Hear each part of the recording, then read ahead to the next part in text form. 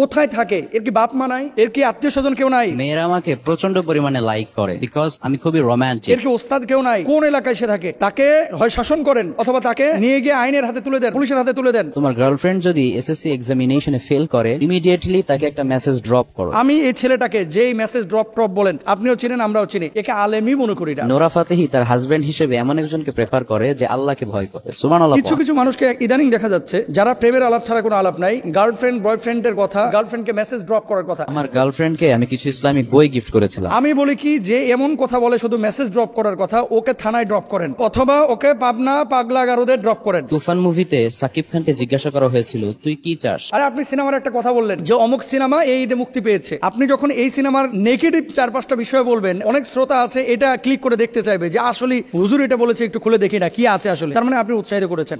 কোকিল গানে মিমি চক্রবর্তীর নাকি একটা এক্সট্রিম লেভেলের সিন আছে। এই সমস্ত পাগলামি যারা করে, এরা শুধুমাত্র নিজের ক্ষতি করতেছে না, বরং সমষ্টিগতভাবে ইসলামের ক্ষতি করতেছে। এরা দাজ্জালের চাইতেও মারাত্মক। জোরে সোরে বলেন নাউজুবিল্লাহ। সম্প্রতি একজন হুজুর, তিনি প্রায় প্রেম নিয়ে কথা বলেন, মেসেজ ড্রপ নিয়ে কথা বলেন, তারপরে সিনেমার গল্প করেন। এই ধরনের স্কলারের থেকে দিন শিখা যাবে কিনা? লা হাওলা ওয়ালা কুওয়াতা ইল্লা বিল্লাহ। আসলে আমি সাধারণত কারো নাম নিয়ে কোনো কথা বলতে চাই না, যদিও তিনি নাম উল্লেখ করেছিলেন। আমি তার নামটা উচ্চারণ করে তাকে আরো ভাইরাল করতে চাই না। আমি যে বিষয়টা আপনাদের কাছে বলতে চাচ্ছি, আপনারা আমাদের লেকচার শুনেন, ওয়াজ শুনেন, আলোচনা শুনেন। কখনো কখনো আমরা স্টুডিও ভিত্তিক ইনডোর কিছু আলোচনা করি বাসায়, আর সওয়াল জবাব করি, কখনো টেলিভিশনে প্রোগ্রাম করি, কখনো জুমার খুতবা দিই। আলেমদের কাজটা কি? আলেমদের কাজ হচ্ছে আল উলামা ওয়ারাসাতুল আম্বিয়া, যে আলেমরা হচ্ছে নবীদের ওয়ারিস, তাই না? নবীরা যে কাজ করেছে, আলেমরা সেই কাজটা জাতির সামনে, মানুষের সামনে স্বচ্ছভাবে কোরআন এবং সুন্নাহর আলোকে তুলে ধরবে। এটা হচ্ছে বাস্তব কথা। এখন বর্তমানে এই সোশ্যাল মাধ্যম বা এই যুগে ফেসবুক, ইন্টারনেটে যারা আপনারা সম্পৃক্ত আছেন, আপনারা দেখেছেন যে আলহামদুলিল্লাহ এদেশে অনেক ইসলামিক স্কলার যাদের আলোচনার মাধ্যমে অনেকে অমুসলিম থেকে মুসলিম হয়েছে, অনেকে বেনামাজি থেকে নামাজি হয়েছে, অনেকে মুখলিস দায়ী হয়েছে, অনেকে তাকওয়াবান হয়েছে। আর কিছু মানুষকে ইদানিং দেখা যাচ্ছে যারা প্রেমের আলাপ ছাড়া কোনো আলাপ নাই, তারপরে মনে করেন গার্লফ্রেন্ড বয়ফ্রেন্ডের কথা, সিনেমার গল্প করা, তারপরে ফুটবলের গল্প করা, এই ধরনের অনেক বিষয়গুলো তারা বিভিন্নভাবে বিভিন্ন উপায়ে দর্শকদের সামনে, মানুষের সামনে, জাতির সামনে পেশ করছে। আল্লাহর নামে হলফ করে বলছে, আমি 3বার বলতেছি, আল্লাহর কসম, আল্লাহর কসম, আল্লাহর কসম, আজকে ওমরের জামানা যদি থাকতো, তাহলে হয়তোবা যে অপরাধী এইভাবে ইসলামকে কটাক্ষ করছে, হাসির পাত্র বানাচ্ছে, তাকে হয়তোবা ওমর রাদিয়াল্লাহু তাআলা আনহু কড়া শাসনের মুখোমুখি করে হয় জেলখানায় গুঁড়ে দিতেন অথবা তাকে কতল করে ফেলতেন। এরকম যারা ইসলামকে তামাশার পাত্র বানায়, যারা এই কথাগুলো বলতেছে, কখনো ব্রাজিলের কথা বলতেছে, আর্জেন্টিনার কথা বলতেছে, মানে কিভাবে, যারা আজকে সকালবেলায় তোমরা খেলা দেখেছো, আবার বলতেছে যে গার্লফ্রেন্ডকে মেসেজ ড্রপ করার কথা। আমি বলি কি, যে এমন কথা বলে শুধু মেসেজ ড্রপ করার কথা, ওকে থানায় ড্রপ করেন অথবা ওকে পাবনা পাগলা গারদে ড্রপ করেন। একটা রেফারেন্স নাই, একটা আয়াত নাই, কোরআনের কোনো দলিল নাই, পুরোটাই খালি ড্রপ আর ড্রপ, পুরোটাই ড্রপ আর ড্রপ। ইসলাম কি বলে? জায়েজ আছে এই সমস্ত বিষয়? আরে আপনি সিনেমার একটা কথা বললেন যে অমুক সিনেমা এই ঈদে মুক্তি পেয়েছে। আপনি যখন এই সিনেমার নেগেটিভ 4-5টা বিষয় বলবেন, অনেক শ্রোতা আছে এটা ক্লিক করে দেখতে চাইবে যে আসলে হুজুর এটা বলেছে, একটু খুলে দেখি না কি আছে আসলে। তার মানে আপনি উৎসাহিত করেছেন। আমি বলি, রাসূল আকরাম সাল্লাল্লাহু আলাইহি ওয়াসাল্লাম এই সমস্ত আলেমদেরকে, দায়ীদেরকে, যারা এমন কাজ করেছেন, তাদেরকে কি বলেছেন একটু দেখেন।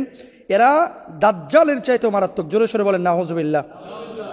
আল্লাহর হাবিব সাল্লাল্লাহু আলাইহি ওয়াসাল্লাম এদেরকে দাজ্জালের চাইতেও মারাত্মক বলেছেন। দেখেন রাসূল আকরাম সাল্লাল্লাহু আলাইহি ওয়াসাল্লাম বলেছেন, এমন কিছু রয়েছে যেটির ব্যাপারে আমি আমার উম্মতের জন্য দাজ্জালের অপেক্ষাও বেশি ভয় পাই। নবীজি বলছেন যে পরবর্তীতে এমন কিছু মানুষ আসবে যে মানুষগুলো দাজ্জালের চাইতে মারাত্মক হবে। দেখেন, ভণ্ডামি আপনি সাধারণ গেটআপে করেন, সেখানে কোনো মানুষ বিভ্রান্ত হবে না, যে ও জানে যে ওটা ভণ্ড। আর যখন আপনি ধর্মীয় লেবাস পরে আবেদ আলীর মতো, যখন আপনি টুপি পরে, পাঞ্জাবি পরে, দাড়ি রেখে আপনি যখন এই ধরনের কোনো কাজ, কোনো কর্মকাণ্ড করবেন, তখন মানুষ মনে করবে এটা ইসলাম, অথচ এটা সম্পূর্ণরূপে হারাম। আল্লাহ রাসূল সাল্লাল্লাহু আলাইহি ওয়াসাল্লাম কি বলছেন? তখন আমি ভীত হয়ে পড়লাম। তাই আমি বললাম, হে আল্লাহ রাসূল সাল্লাল্লাহু আলাইহি ওয়াসাল্লাম, এটি কোন জিনিস যার ব্যাপারে আপনি আপনার উম্মাহের জন্য দাজ্জালের চাইতে অধিক ভয় করেন? আল্লাহর হাবিব সাল্লাল্লাহু আলাইহি ওয়াসাল্লাম বললেন, পথভ্রষ্ট আলিমগণ। আমি এই ছেলেটাকে যেই মেসেজ ড্রপ বলেন, আপনিও চিনেন, আমরাও চিনি, একে আলেমই মনে করি না। যদি আলেম হতো, তার তাফসীর থাকতো, আলেম হতো, ইসলাহের অনেক কথা থাকে।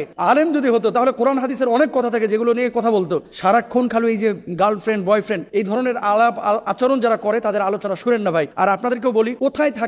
এর কি বাপ মা নাই? এর কি আত্মীয় স্বজন কেউ নাই? এর কি ওস্তাদ কেউ নাই? কোন এলাকায় সে থাকে? তাকে হয় শাসন করেন অথবা তাকে নিয়ে গিয়ে আইনের হাতে তুলে দেন, পুলিশের হাতে তুলে দেন। এবং এই সমস্ত পাগলামি যারা করে, এরা শুধুমাত্র নিজের ক্ষতি করতেছে না, বরং সমষ্টিগতভাবে ইসলামের ক্ষতি করতেছে। এদের ওয়াজ শোনা যাবে না, এদের থেকে দূরে থাকবেন, মাহফিলে এদেরকে নেবেন না, এদেরকে মসজিদের ইমামতিতে নেবেন না। এরা ফাসেক। এই সমস্ত মানুষগুলো হচ্ছে ইসলামের সাথে বেঈমানি করে, গাদ্দারি করে। আল্লাহ তাআলা আমাদের সবাইকে হেফাজতে রাখুন। হক্কানি আলেমদের আলোচনা শুনুন।